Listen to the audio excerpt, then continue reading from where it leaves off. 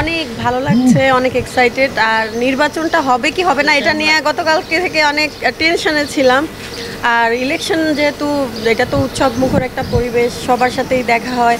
আর আমি যেহেতু শিল্পী সমিতির মেম্বার, আমার পছন্দের যারা প্রার্থী আছে তাদেরকে ভোট দেবো, অনেক ভালো লাগছে। এই যে বলছিলেন নির্বাচন হবে কি হবে না, সংশয়ের মধ্যে ছিলেন কেন? এটা শিল্পী সমিতির কিছু ওনাদের পার্সোনাল প্রবলেমের কারণে তারা ইনডিসিশনে ছিল। আচ্ছা, যদিও বলা ঠিক না, কোন প্যানেলকে ভোট দেবেন আপনি যদি একটু বলা যায়?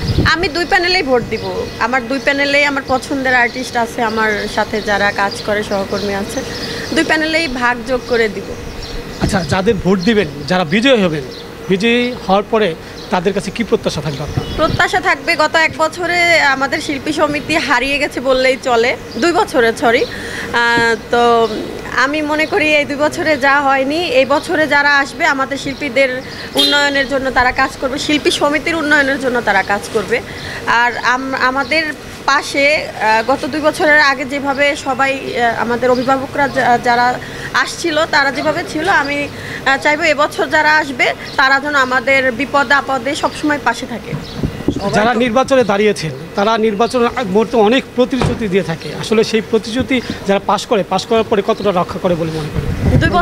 2 বছর ধরে তো ওরকম প্রতিশ্রুতি যারা দিয়েছে তাদের কোনো ভালো কর্মফল আমি পাইনি। আমার বেলায় বলবো আমি কোনো হেল্প তাদের কাছ থেকে পাইনি।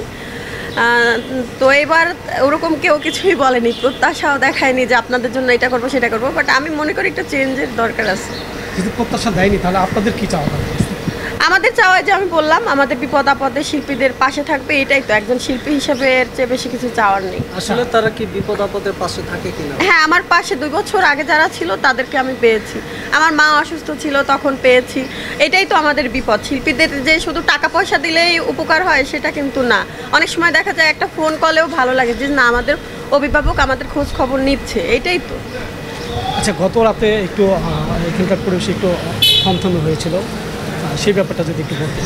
এই ব্যাপারটা নিয়ে আসলে আমার কিছু বলার নেই, কারণ আমি এই ব্যাপারে ওরকম কিছু জানি না। শুনেছিলাম নির্বাচন বানচাল হওয়ার সম্ভাবনা আছে, বাট হয়নি। এখন যেহেতু হয়নি আমি অনেক খুশি আমি এসেছি।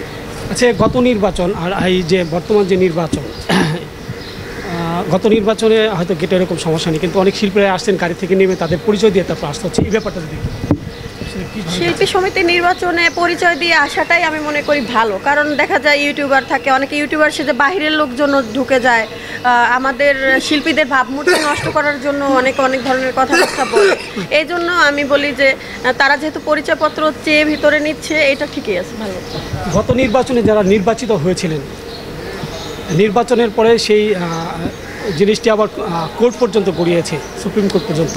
এবারের বিষয়টা কি এরকম কিছু ঘটবে? এরকম আমি বলবো কি এরকম নোংরামি যেন না হয়, কারণ আমাদের শিল্পীদেরকে মানুষ যেভাবে ভালোবাসে, আমাদের কাজ দেখে আমাদের অনেক ভক্ত হয়।